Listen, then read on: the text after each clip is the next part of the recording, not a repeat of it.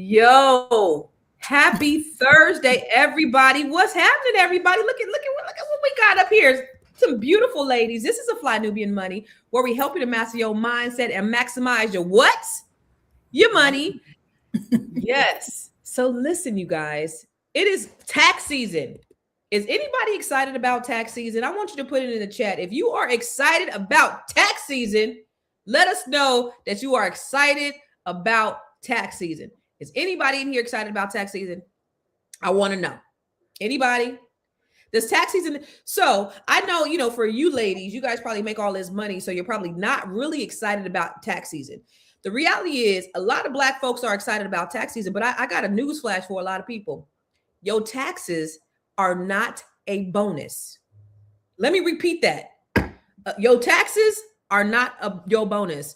Far too many times I hear people always talking about, yes, it's a tax, I'm about to get my refund. The reality is that you've overpaid taxes, the IRS, and so you're getting back what you overpaid. It is not a bonus. It is not a flex to get money back for taxes. Okay, so with tax season being right around the corner, today's conversation is really more about, it's really more than about refunds. It's about how tax laws are structured. And that's what we really need to understand. Because if you're just looking at taxes for refunds, then you got the game twisted. It's about who really benefits from it. It's about how the game is set up, who they leave behind, which is normally your behind, Black people. It's a reality is we're paying more often and we're receiving less than other groups. Other groups benefit from credits and deductions and loopholes that can quietly build their wealth over time. We're also going to get practical, how to avoid common filing mistakes and how to approach a refund with intention, and how conversations around credit card interest rates caps expose just how deep everything is. This is really about policy and personal responsibility and knowing the rules of the game that affects us all. So before we start the conversation, I want to introduce some of the flyest ladies who are here with us today. Now, they've been on here before, so this is my first time getting to hang out with these beautiful ladies, these beautiful queens. We have Dominique Morgan. She is Dominique Morgan Realtor. She's also an RN and a coach. Girl, she does it all. Hey, lady, how you doing? I'm good. How are you today? Good to see you. Welcome. Thank you. And then we have Dr. Angeline. She is a systems educator, and here she is. She's a disruptor. And so I am excited about having this conversation with the both of you ladies. How you doing, Dr. Angeline? You good? You Gucci? All right. So, ladies, it's tax season, y'all. And I know I asked earlier if anybody is excited about tax season. So let me ask you, is there trepidation for tax season for you two? Or are you excited about that? Is it a challenge? Like, how do you prepare for tax season? I'm going to ask you first, Miss Angeline. First of all, I prepare hoping and praying that I'm not owing. That's number one. That's how I prepare. Then basically just get all the forms together, have a real quick conversation with my accountant, and then we go from there. Understood. Yes. So you pray, you prepare and pray. That's your method. Yes. All right. What about you, Miss Dominique? How do you approach tax season? So it is stressful for me because I not only do I have a business, but I still work full time. So it's a lot of moving parts, making sure you have all your documents in order, and it can be a headache. I oftentimes ask for an extension because it's just so much, making sure you've captured everything, pulling everything together. It's a headache, but I just take my time, try to pull all my documents together. I try to keep everything together. Folders in my email, anything that I do related to business. And then I bring all that stuff together with my tax accountant. That's dope. I say it's very rare that I actually pay anything in taxes. As a business owner, it's a beautiful thing. I don't like to really say that out loud, but it's also a strategy. A lot of people in certain positions, and it's not necessarily about money. It's the difference between earned income and passive income. Really is what the difference is. And as a self-employed person, you have what's called passive income. And it's taxed much differently. We're going to get into it, but before we get into that, I want to take a look at one of the videos, and then let's have a discussion around that, ladies. So, fun fact about Black people: Black Americans are much more likely to face tax audit based on a study by the U.S. Treasury Department. So one of the main reasons why Black Americans are targeted more frequently for audits is because of the lack of complexity within our taxes. So it's much harder for the IRS to audit someone that has business income because it requires a certain level of expertise. And so it's much easier to go after people that do not have business income reported. Black taxpayers are far less likely to report business income, and they disproportionately file returns with the sort of potential errors that are easy for the IRS to spot, like underreporting certain income or claiming tax credits that they do not qualify for. So I'm not here to discuss the merits of this study. I'm just here to make sure that you yourself are protected. When you are doing your taxes, you're likely, especially as you get older, going to need to come to your tax person with more than just your W-2. If you're doing your taxes in January, there's a high potential that you are missing out on certain tax documents that you need to report. And depending on your tax person, they might not even be asking you for these documents if they have their own types of prejudice or bias.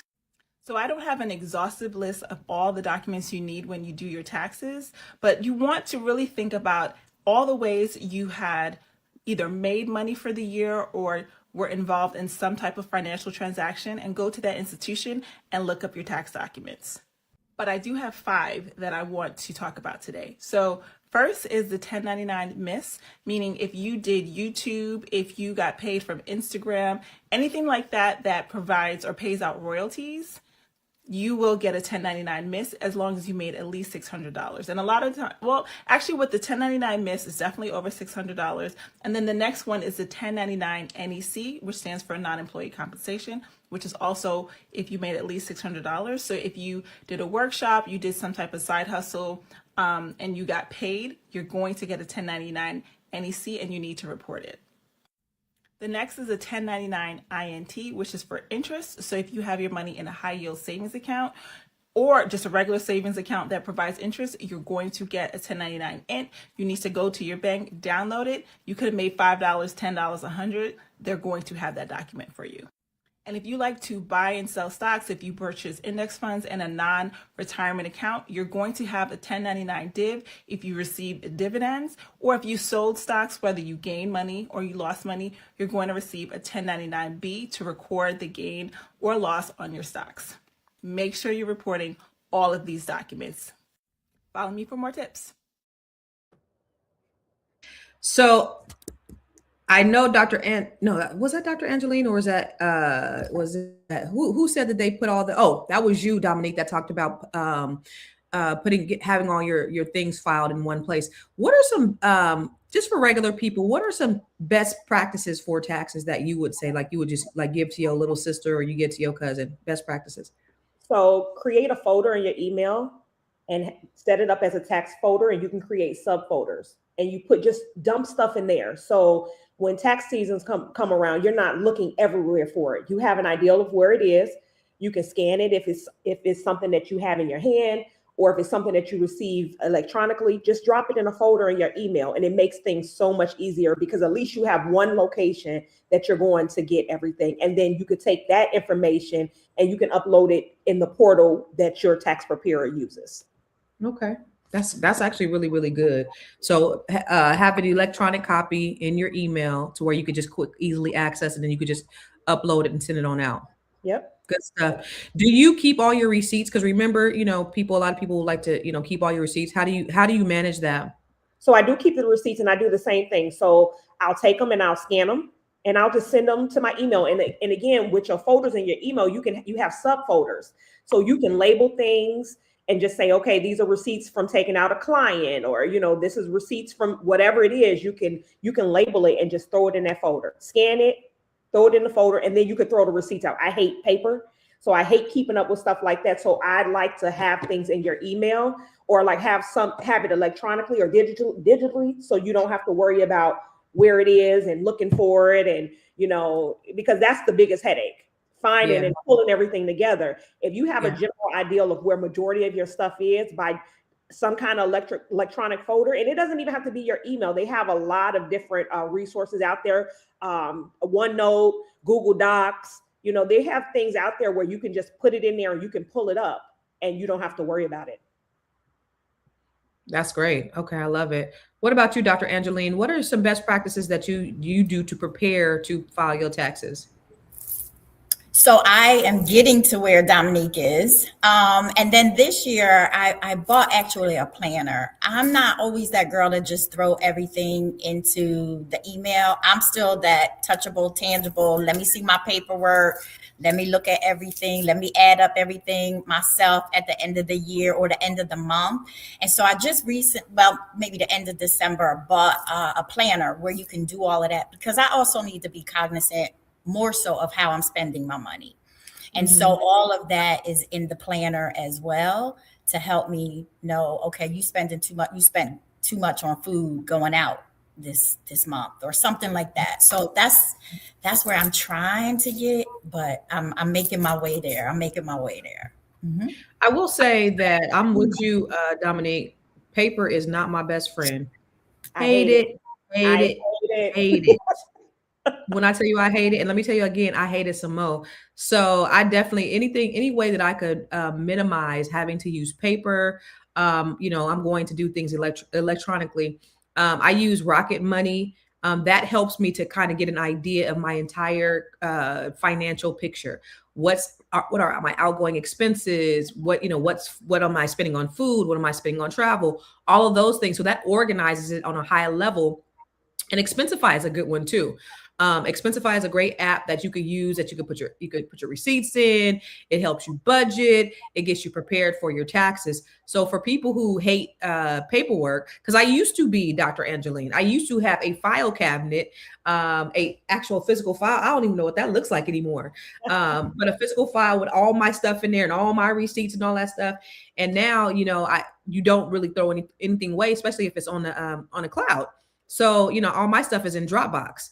And so that way, my email is not, is overloaded, but I have it on the cloud and I can access it at any time. I could go, and so when I was going through my divorce, it's funny because the attorney wanted to see every document that I had, they said, for 20 something years. And I was able to go back, I think 6 or 7 years or something like that, because I had everything in Dropbox. Every loan application they wanted to see, every piece of everything, every property we purchased, every HUD, every settlement statement, every bank statement, all of that. So I ended up having like 5,000 pieces of paper that my attorney had to redact. Ended up being super expensive. But anyway, I digress. I was able to reach in there because everything was in the cloud in the Dropbox, and I was just able to just pull it. Here's 2016, 2017, 2018. So, that's, for me, that's been a lifesaver in terms of me having to go back, and I was audited too one year. So having to go back and get some things, it's right there on the, on my cloud. But I tell you, definitely keep good records. Make sure that you keep everything, especially if you are self-employed, because you never know when you're going to need that information.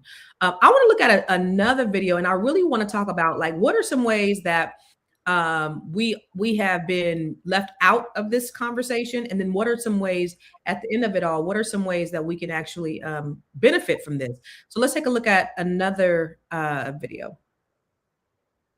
All right, everybody, this is a humbling post. We're going to talk taxes. When typically, as a small business owner, when we're completing our taxes, we go to our tax professional or we go to our accountant, and the goal is to write off every single business expense as possible.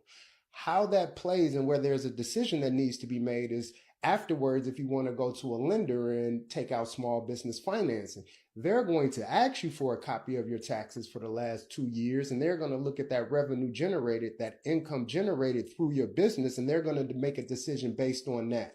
So you have a choice to make. Lower your taxes, write everything off, or go get the small business financing. Be sure to have a conversation with your tax professional and your accountant about what are the pros and cons on the decisions that you make when you file your small business taxes. Business owners, both of you ladies are business owners. Mm-hmm. Have you found that being a business owner has been better for you as in terms of your taxes, or has it been more challenging, Dominique? I think it's been better. And one thing that I would say, so I'm going to speak from a real estate perspective, and I'm gonna speak in general. So when it comes to taxes, I really believe that people have to have a plan. So I have clients that come to me and they want to purchase a home, or I have, and they're business owners, right? And so they're looking to purchase a home, but they're gonna, the lender is gonna look at your past 2 years. And so if you write everything off, then you look like you have no income and you can't purchase. And so we have to be strategic and we have to have a plan in place, because you don't want to be put in that situation where you can't make moves as a business owner, because realistically you want to write everything off because you don't want to owe anything. But if you write everything off and you don't show any income, they can't loan you money on something that you don't have. And so I think that it's important to have a plan in place. So if you're looking to purchase, and so for me, if I'm looking to make a certain kind of move and I know within the next 2 years, this is what I'm going to do, I know I'm going to get hit with taxes. And I'm just planning for this in advance, right? I know I want to purchase some property. I know I want to make some kind of move. I know I'm looking to do, get some business funding or whatever that looks like. And you plan for it. So I know these 2 years, because most of the time they're looking at 2 years. I know that they're going to look at 2 years. So I'm just going to take the hit temporarily, right? And so it's about planning, looking at your finances holistically and say, hey, this is what needs to happen. I want to purchase these buildings. I need to be able to show income, because I get clients that are entrepreneurs. You can purchase as an entrepreneur. They look at your bank statements, but they also look at your last 2 years of taxes. And if you don't have those things in order, and this is something that I find happens to us across the board consistently. I have somebody right now in the same situation. Like, I have this happen so much because they think they can't purchase as an entrepreneur. You can, you just have to show income, because how can they loan you money on money that you're not showing? And so it's just about having a plan in place. So it makes it easy for me. If I know that I have a plan, I'm planning on purchasing, I need to get business funding, I need to do certain things, then I'm planning to take that hit. And it's okay. Put yourself on a payment plan if you can't afford to pay it. And then maybe the next 2 years you make it up. You write everything off if you don't have anything, that you're looking to do. I love that. That's a great strategy, because I think for entrepreneurs, the default is to write off everything. Mm-hmm. I'm writing off everything. So either I don't owe or I get some type of refund, but they don't show any income. And when they don't show any income, then traditionally they can't qualify, for a traditional loan. I'll say, even for me, my CPA was like, she was like, Constance, your business is making millions. How are you making $20,000 as the owner? You gonna get audited, right? So I was like, all right. But I'm so glad she did that, because that year I actually ended up claiming more income, and I ended up having the opportunity to buy a building in the business name.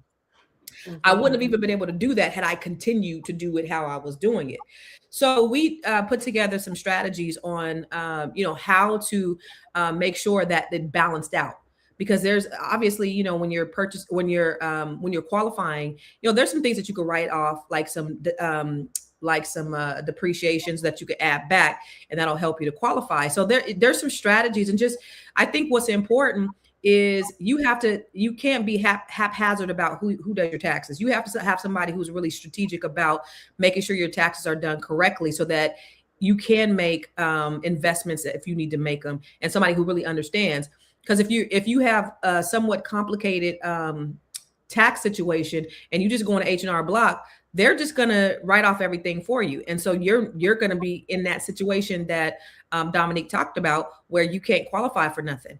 And the goal is not just to get a tax refund. The goal is to be able to utilize it to build wealth. So that's the thing. Angeline, what about you? What are some strategies that you do? So I love what Dominique talked about, because I got caught up in that. I was the write it off everything girl every year. And then I just had to really talk to myself like, you really being lazy because you don't know the importance of not writing it off. So I did get caught up in that. And I think both of you mentioned it, the importance of having a great conversation with your accountant. Yeah. What you need to do, and now I ask every kind of question. I don't even care if it's not even related, and I think it might be, but I just go right ahead and ask the question and let her know what are my plans, my upcoming plans. This is what I'm thinking. This is how I'm thinking. Talk to me about how I can maneuver and what's the best way to maneuver. Yeah.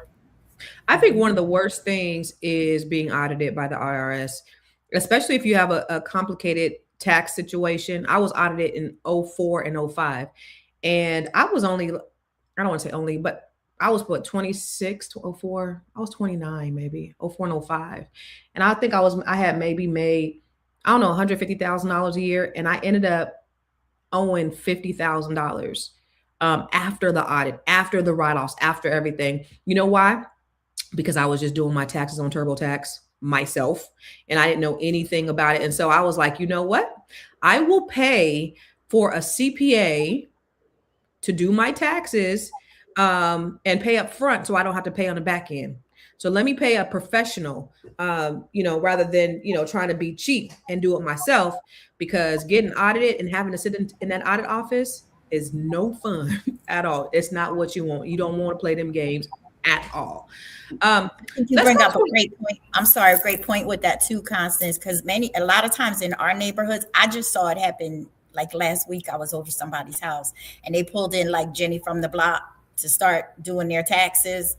And I just was like, you got to be kidding me. Yeah. So I think you bring up a great point with that. And also, you want to go with somebody that if you do get audited, they're gonna fight for you. If they do your taxes and they put your name on there as a preparer, you're in trouble. So you want to go with somebody that in the event that you are audited, that they're going to go to bat for you. It's included in their price. They put it all over the place and they back it with their name, not putting your name on there as the preparer when you know you did not prepare those taxes. So you got to be careful with that.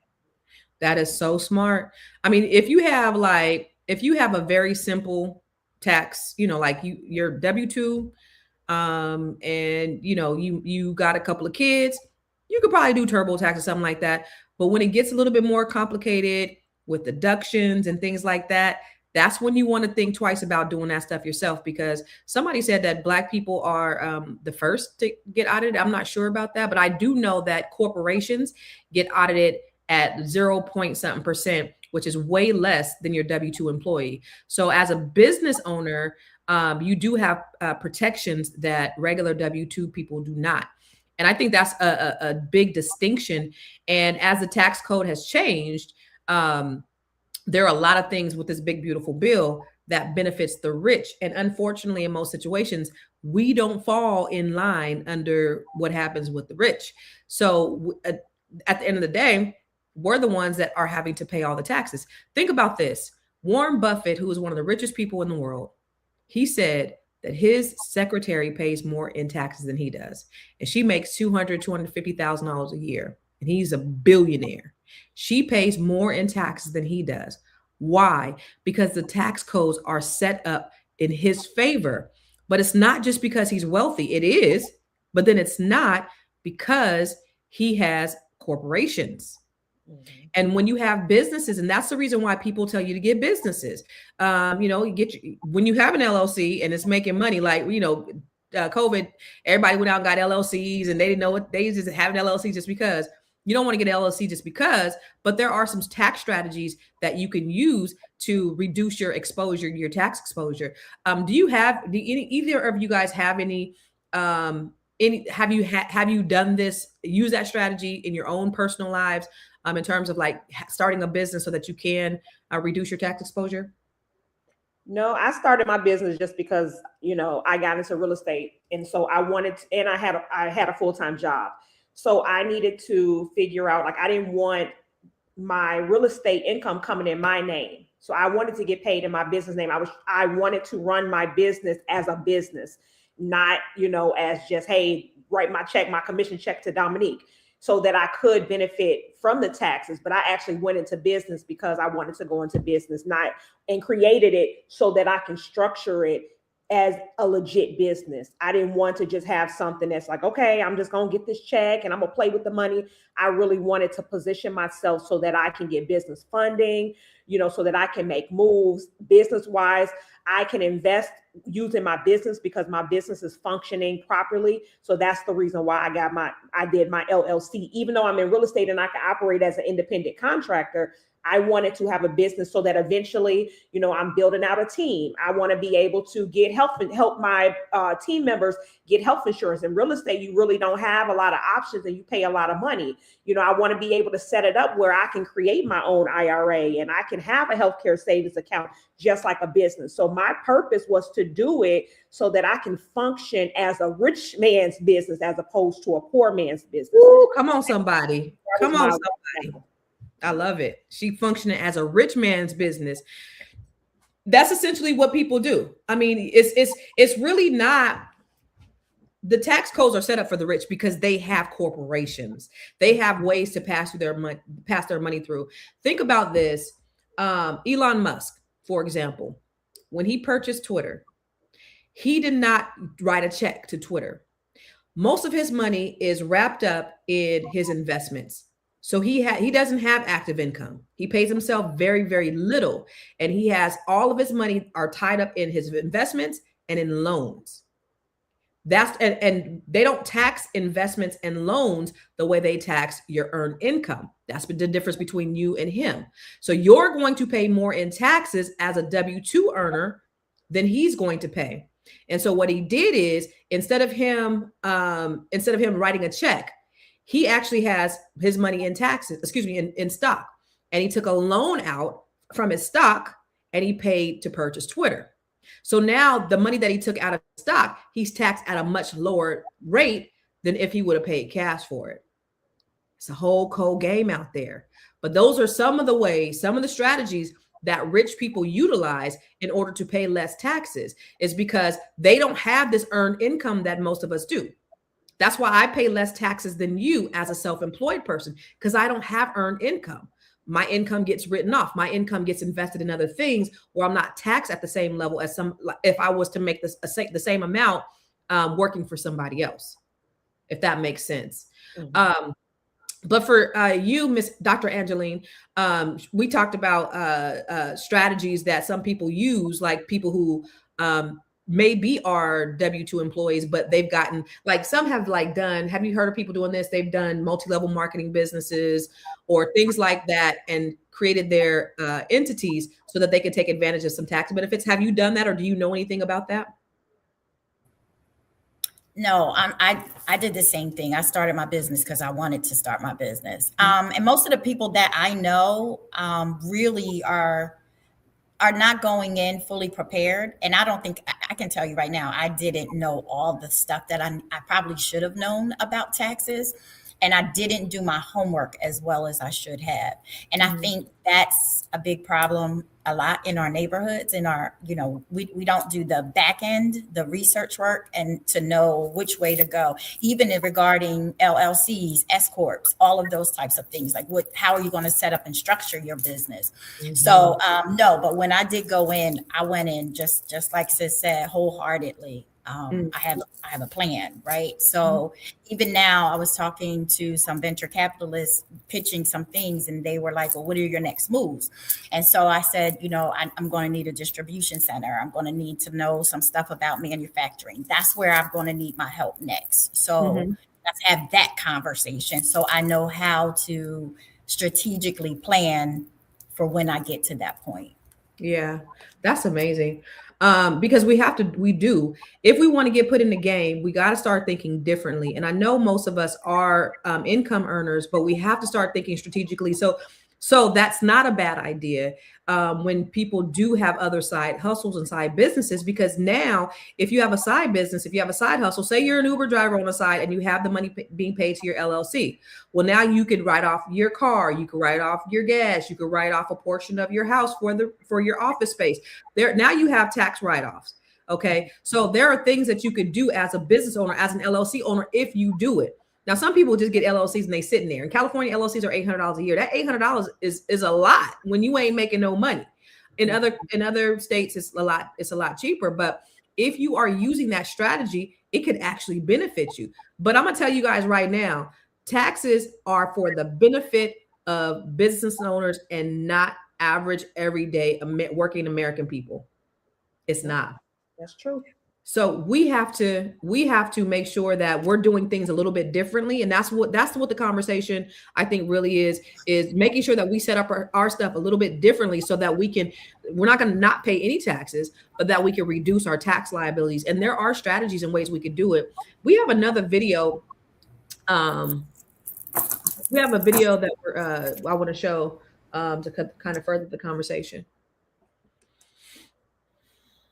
Parents, please make sure that your high school seniors, you're going into college, even your college graduates know about taxes. I recently spoke with someone who is in their 20s and they've been working a job for the past few years and hadn't filed taxes.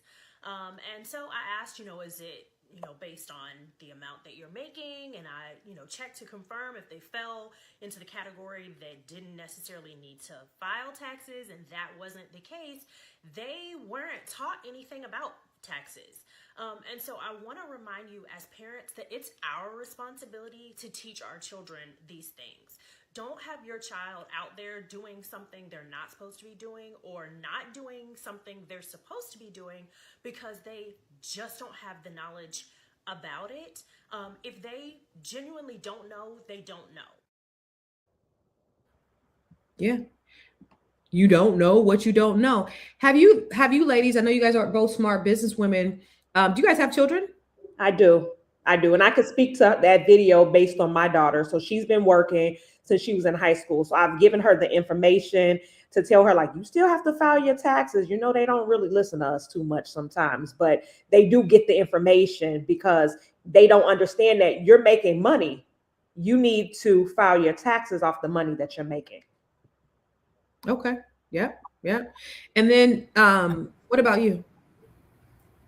I don't. I've raised other teens, but my family had businesses, so they always made sure that if we were working, that when they went to go file their taxes, or if the accountant came to the house, we bought our behinds right downstairs with our little proud W-2s, and we sat right there. That's and great. The accountant filed ours right alongside our parents. Yes, so. That is great. Mm-hmm. I have to do better. My daughter just actually came in my office today and she goes, "Can I give you some parenting advice?" Now, I was just on the show yesterday and I was like, I have money conversation with my kids and my kid, blah, blah, blah, blah, blah.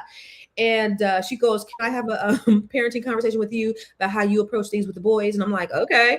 And she's like, you should have more conversations around like taxes and money and all these things, right? And I was like, looking at her like, I do. And we do. We mostly talk about investing. Like, what are you investing in? What are you doing? We talk about credit, but in terms of like taxes, no, I haven't had that conversation. She was like, I know nothing about taxes. And somebody was telling her about a strategy that, I don't really necessarily agree with. But what I did tell her is I have had these conversations with her, but it doesn't sink in until they're able to apply it. Yeah. We've had these conversations. So even if I have the conversation with the boys, they're not going to really understand it until they have to live it. And I'm like, I gave all my kids my credit book. You need to sit down and read this credit book. She read it back when she was like 18, but it didn't mean anything to her because she didn't know nothing about credit. But now if she reads it, now she understands credit. Now she can understand it. But I'm like, you've been around this environment. You've been going to these financial conversations with me. I've been talking credit. You go to my credit presentations. You're there. You're seeing this. So it's not like you're in these spaces. So as life happens, they do apply. So we should introduce concepts and things like that absolutely to our kids to understand that money is extremely important and how we handle the money is important. But I also understand that they're only going to get certain concepts when they're applicable. They're only going to get it when it applies to them. And I think, so I was just like, yeah, like you're right. I'm not negating anything you're saying, sweetheart, but we have had these conversations. But you just didn't understand them. And me having like those in-depth conversations with your boys at your brothers at this point is a moot point, because really they're not going to get it until they get it. But we still need to be, you know, putting them in places and spaces. And that's the reason for me, like having them come to conferences, that's so important. My daughter's been coming with me since she's 13. So she gets this concept of different things. And so having my boys in those spaces and places too, it's been paramount. It's been monumental for their growth, because they're going to listen to somebody else before they listen to their mama. I was on a panel. We was at ABC last year. I was on a panel with the Queens. And I was like, so which one really resonated with you? Like, which queen on the panel, thinking he was going to say his mama? He was like, Aisha Verze. I was like, right? Okay. Yeah. But as long as you're getting what you're done, I'm good with it. You know what I'm saying? It's all good, you know. But we should, I believe it's very important that we have conversations with our kids. And I think we're not having the conversations with our kids because we don't know. I mean, I'm not a CPA, so I can't even answer like tax questions because we're not qualified to answer that. And, you know, we know that off top, right? Dominique, first thing we got to say is, listen, I can't advise you because I'm not a CPA. I'm a real estate professional. Yep. But, you know, as it makes sense, I think we should be very actively engaged. I think it's so dope, Dr. Angeline, that you guys came out there with your W-2s and you guys had discussions. Yeah. I got to adapt that. I think that's great.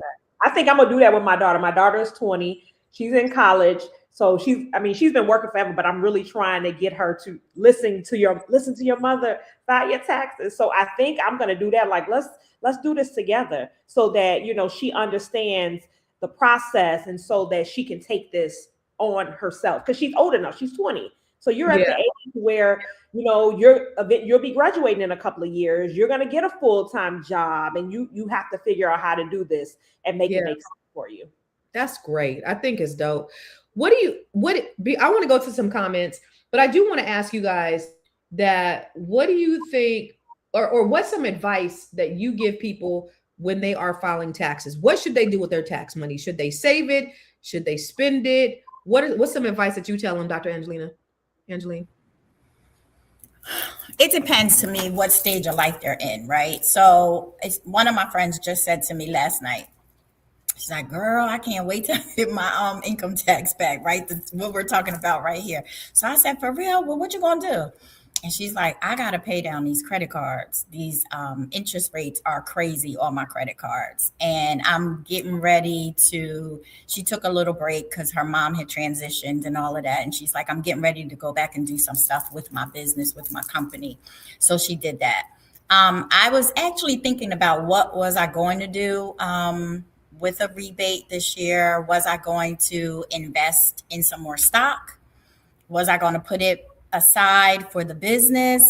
So I'm still, either way, I'm investing in me. So what I will say is, don't run to the stores and don't try to go get that $500 pair of shoes or that bag, and especially now in this economy that we're living in now. And we don't know what is going to happen with this one in office. We have no clue what's going to happen tomorrow.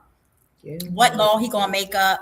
What's he going to change? All of that kind of stuff. So I'm thinking about that. And then also looking at some high yield savings accounts. Good. What can I do with that? So I haven't decided yet, but those are some of the things that I would suggest. I love it. Growth. What about you, Dominique? So it does depend on the person, but with me being a real estate agent, oftentimes when people come to me, you know, they're looking to purchase. And so if they come to me early on and we come up with a plan on, you know, what purchasing looks like for them, and we like say they're waiting to purchase for about 6 months, and I know we're coming up on income tax season time, I tell them to use that as, you know, their down payment and savings towards their house. Also, I tell people, like, just sit for a minute, plan your money, you know, like plan what you're going to do, because then it can make sense. Because I do believe that if you're not looking to purchase, you should invest a little bit. I don't believe that you should pay down all your debt, you know, make some of that money work for you. But maybe there's one credit card that you want to pay down. You know, if you know you're getting tax money every year, don't spend all your money paying down credit cards. Put some in the high yield savings account. invest some of the money. Just make it make sense for you, but have a plan. That's the biggest thing. We perish because we don't have a plan. And so you have the money and then you're just swiping. You're going to get those shoes. And at the end of the day, those things really don't matter, right?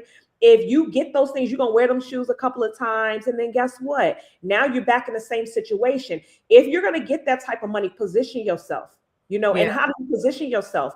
Figure out how to make that money work for you. Again, you could pay down debt. I believe in putting money in multiple baskets. Pay down debt.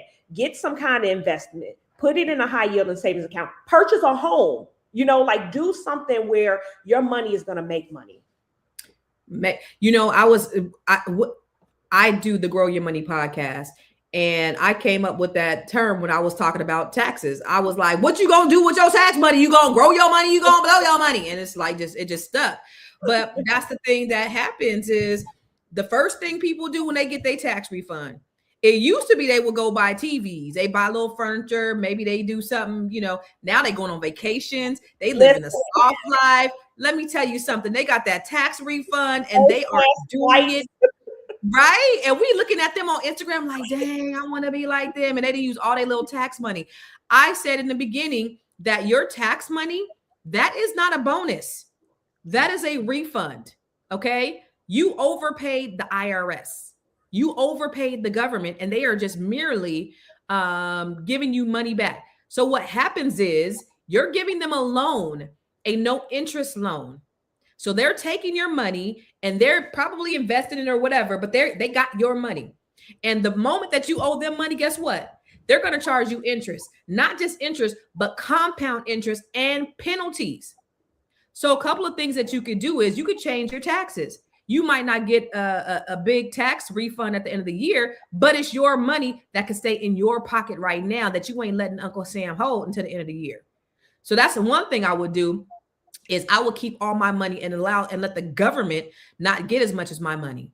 Because again, it is not a bonus. It's your money that you get back. The moment you owe them motherfuckers, you're going to be paying interest, compound interest, and penalties. That's number one. Number two, if you can get a business. Oh, no. Let me say this. Let me just tell you some of the differences between what the big, beautiful bill and how it's changed and how it can actually help you, right? So before, when Orange Man was in office, in 2016, he changed the tax code and he lowered the standard deduction. So for the past 8 years, we've been dealing with lower standard deduction. So we've been able to write off less. So we've been able to get less of a refund. And so now he's touting, oh, your standard deduction has doubled. Look at what I did for the American people. I made it to where you can double your deduction so you can get more back. Well, he's the one that took it away in the first place. So now you go back to the itemizing, because before you can only take out or you can only deduct so much. So this favored workers who didn't own homes or large assets, right? Which is not most of us, but a lot of us, 44% of us are homeowners. So you still have 56% of people who don't have that.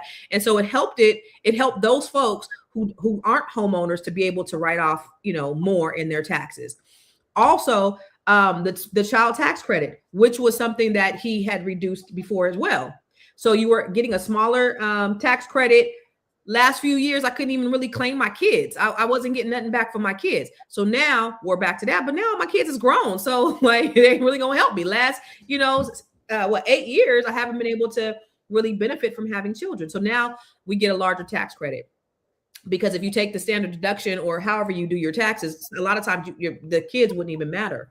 So that's good because it gives you income-based relief instead of like deduction-based relief, right? Before, if you were a business, you had pass-through businesses that was income tax like ordinary income. Okay. Now, and before it was like for people who had sole proprietorships, they really weren't incentivized to become LLCs because the tax benefits weren't really there. Well, now remember, this says the big, beautiful bill incentivizes the rich. It actually incentivizes not only the rich, but the business owner. So you get up to 20% deductions on qualified business income. That's huge. That's QBI. And then you get clear rewards for LLCs and S Corps. You have a lower effective tax rate. So remember, they said they were reducing the rates, the tax rates for the rich. It's really for the corporations. So if you're a corporation, then your tax rates get reduced.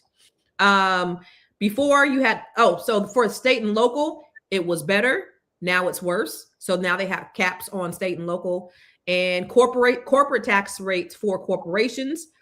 They were much higher before, because remember, the Democrats are all about taxing the rich or the corporations. Trump is all about, and the oligarchies are all about reducing taxes on corporations and rich folks. So now we have lower taxes for corporations. Again, a lot of us don't have corporations, but if we were strategic, then we could take advantage of these. Okay. And then you have estate taxes. Most of us ain't really dealing in state taxes because we ain't in that tax bracket, but the tax exemption gets lowered for estate taxes when, that's for, ultra wealthy people. So here's the thing. Before, the tax code favored income earners, right, who knew how to itemize. Now it favors owners, investors, and people who have some type of structured entity. So historically, Black people, we were locked out of business ownership and home ownership and access to capital. In some ways, we still are. However, the law didn't fix it. It just made the reward for ownership a little bit larger. So if you can get in the game and you could try to think strategically on how you can create a business so that you can take advantage of these write-offs and you can get taxed less, that will be great. Because Elon Musk being a billionaire, but you making $50,000 a year or $100,000 a year paying more in taxes than this dude is crazy. So this ain't all by accident. This is by design, but there are ways that we could take advantage of it as well. So you guys have any thoughts on that? So for me, when we think about finances in general, right, we're talking about taxes and all that. Finances is about freedom. And so when we look at it from that perspective and really think about this, you'll be able to do a lot of things if you make those temporary sacrifices up front. You make the investment, you position yourself financially, the best way possible. You have the amount of money allows you freedom. Yeah. Yes, you can buy things, that's great. But it's nothing like having your freedom, being able to move the way you want to, being able to say, hey, I want to go out the country and live out the country for a period of time. And you don't necessarily have to go into a job to be able to raise our own children and not working full time and somebody else raising our children. Money is about freedom. And so if we think about income tax and even getting a refund and we say, hey, I'm getting this refund. How can I position myself? I know next year I may get a refund. How can I position myself so I can have freedom? That's where that's the game changer for us. That's the game changer. And that's the bottom line. I love that, sis. It's all about freedom. What do you say, Dr. Angeline? I totally agree. And I work a lot in communities where people are working 2 and 3 jobs just to survive. So to them, it's helping them understand that I don't care if you're saving $20 a week, $10 a week, you're saving something. Let's look at what you can eliminate. Let's look at what you can save. Let's look at how these things can benefit you. Because it's not only about freedom, it's also about a mindset.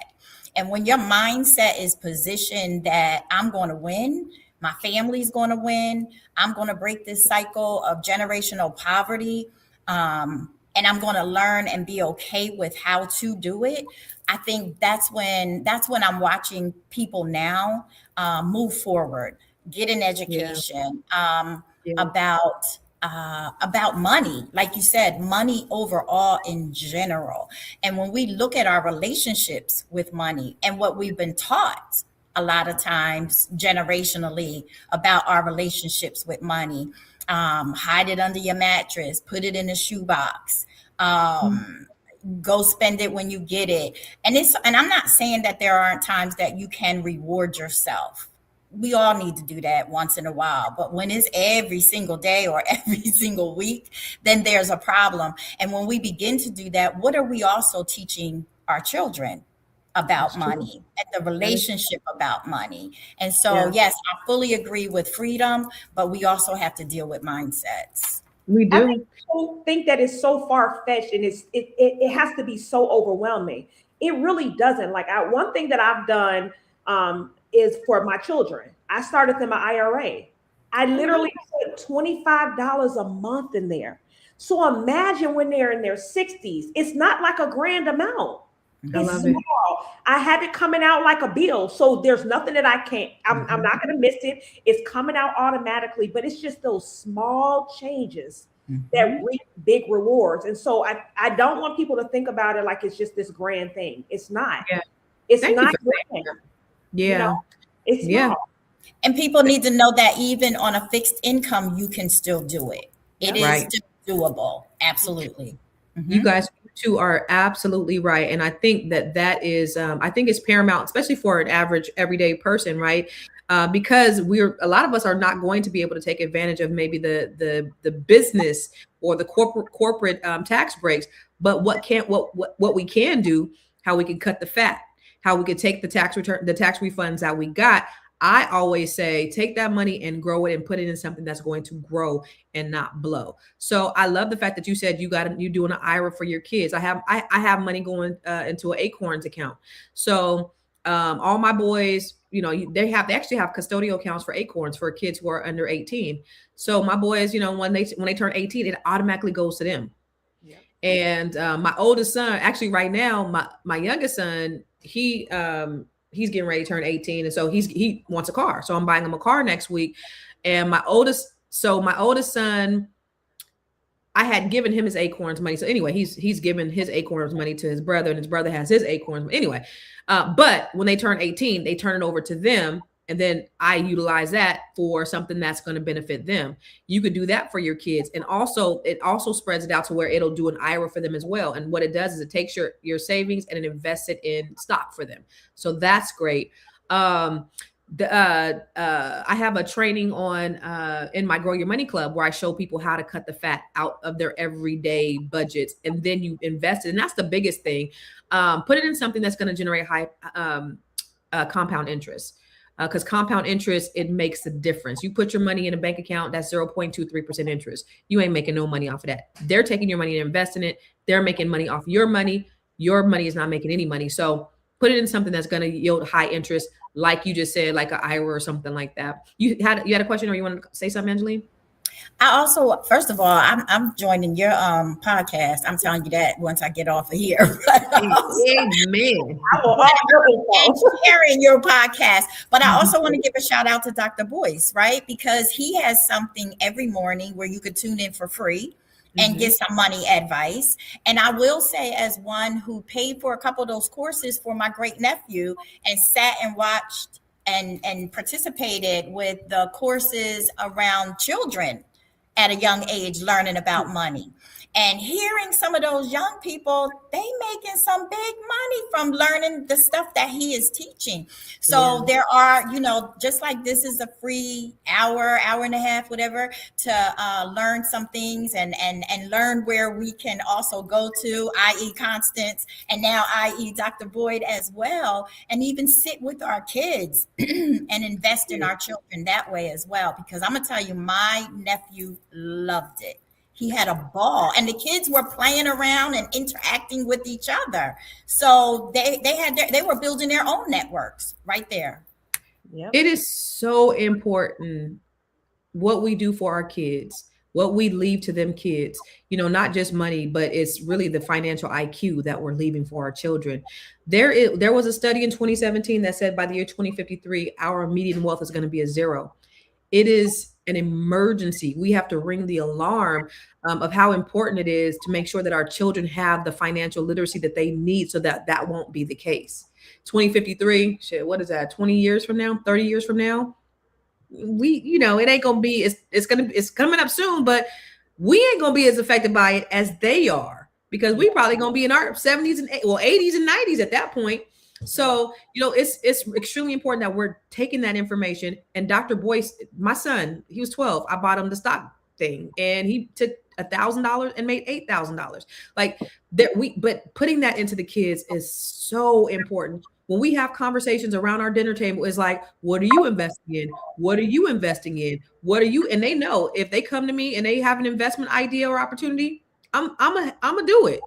And even if we lose money, we're going to take a risk. And so those are things that I think is important too, is not only having a conversation, but investing financially in your children. I love that you're putting money, $25 a month in your children's IRA. That's huge. But also teach them what that really looks like and what that really means. Because when my daughter came in here and was like, you ain't teaching, I'm gonna give you some tips on how you can raise your boys better. Like, we have to have those conversations too. So I obviously have to do a better job as a mother thinking, oh no, I did it. I got it. I obviously got to do a better job in maybe communicating with my children. Let's look at this last video before we get out of here, if that's okay. Are we doing the last video or no? Peace, family. These are 3 things you can do this year with your tax return to help you get ahead in life.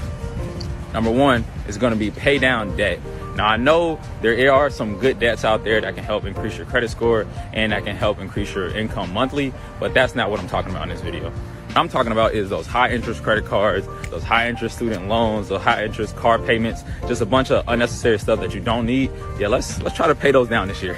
Paying off those high interest loans is going to increase your credit score, but more importantly, once you pay them off, it'll increase the money that you can keep at the end of the month. Number 2 is going to be save. Save. Now, I know it's going to be tough to save 50 to 70% of your return, but you want to save something that's realistic for you. You never know when life is going to hit you and you're going to need an extra $100 to maybe even $200. So definitely save this year and it's going to help you. The last thing is going to be invest. I'm not talking about investing in real estate or investing in stocks or anything like that. Although those are great things to do, but this year, if you don't have the money to do it or the connections, just hold off on that. What I'm talking about is investing yourself. So whether that's going and taking a course you've been wanting to take, or maybe getting a certification for your job so you can make more money this year, or even starting that side hustle you've been wanting to start. Whatever it is, invest in yourself and you'll be happy that you did in the long run. And always remember, chances make champions. Peace, family. Chances make champions. I love it. So do you guys have any tips on what you can do with things that I know we mentioned it earlier, any other tips that you can give to the people? And let's let that be your final thought. Like, what are some tips that our audience can take away on how they can leverage their tax refund? I'll start with you, Dr. Angeline. I think we covered a lot, so I will just go ahead and re-emphasize. One of the things I'm not sure if we talked about was making sure that we know the tax laws in our state when we go to file as well, because every state has different tax laws.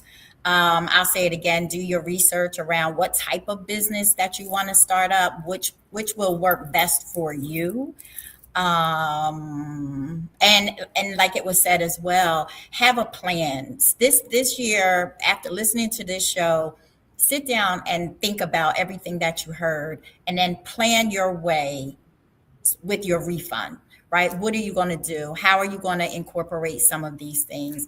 Another tip is sister right here, Constance, has a podcast. Check in with B1. Check in with resources, free resources, all of those things, because it is out there for us. And we have to also take advantage of it. Thank you so much, Dr. Angeline. What about you, Miss Dominique? What are your final thoughts? What can they do? So, it's the saying, poor preparation prevents poor performance. And what I would say is you're going to get this money, just have a plan and prepare. Yeah. Make sure that you're researching the person that you're going to use to file your taxes. And again, plan what you're going to do. There are so many resources available to us now that we did not have back in the day. There are a lot of different ways that you can invest your money, whether you do the high yield and savings account, or you open an IRA, or you purchase a home. There are a lot of ways for you to be able to make money. But the biggest thing is just planning. If you know in advance that you're going to, you want to make moves and you want to do certain things and you're going to get a refund, just have a plan for what you're going to do. So if you guys want to reach me, you can find me on all my social media platforms at The Whitmore Group. And you can go to my website, thewhitmoregroup.com. Yay! Ladies, you guys are awesome. I would say, so I did a TED Talk. It's called Google That Shit. It's a pretty good TED Talk, if I might say so myself. It's the best one I've ever seen. I was kidding. But I do talk about closing the wealth gap. And I talk about 4 ways that you can close the wealth gap, that I believe that we should be closing the wealth gap. One thing I said is to invest in real estate. You invest in real estate, you can take advantage of the tax codes. You can write off your taxes. You can write off your interest. These are deductions that you could put inside of your taxes. Okay. Invest in stock. just like Elon Musk did, if you have a good portion of your worth tied up in stock or other investments, then you could reduce your liability. Invest in your babies, because they are our future. If we're investing in them, then it's going to make our community much better. There's an African proverb that says, when you teach a woman, when you teach a man, you teach an individual, but when you teach a woman, you teach a nation. And women are always going to teach their children. So we have to be there to teach our children and teach our communities. And finally, like the gentleman said on the video, invest in yourself, because you are your biggest commodity. You are your biggest investment. You are your biggest risk. And you're a sure thing. Bet on yourself. And if you bet on yourself, you put that money in you and the things that's going to grow you, that return on investment is going to be 100-fold, y'all. So continue to do those things. This conversation was really great. I'm glad we had these conversations. It was a little bit tough because, again, ain't none of us on here CPAs. We can only kind of give you advice on the things that, our experiences, but hopefully we were able to give you information the best that we could based upon our lived experiences, but we can't give you like tax advice or anything like that. So I know we had some comments out there asking for tax advice and strategies. We ain't no CPAs, so we can't do that. But I will say that what tax season does is it exposes more than just numbers. It shows who the system works for and who it does not. Understanding your tax laws is not about gaming the system, because they always, the R and the S, they gonna figure out a way. It's really about knowing how it works, so you're not paying more than you should or missing out on opportunities that others are using quietly, which I think that we were hopefully able to articulate to you the strategies that you can use. This conversation was really about awareness, preparation. What did she say? The 5 Ps, and then making smarter moves with the information that we have. We appreciate you guys joining us. We will see you, not me, maybe them, tomorrow. Same bat time, same bat channel. See you then.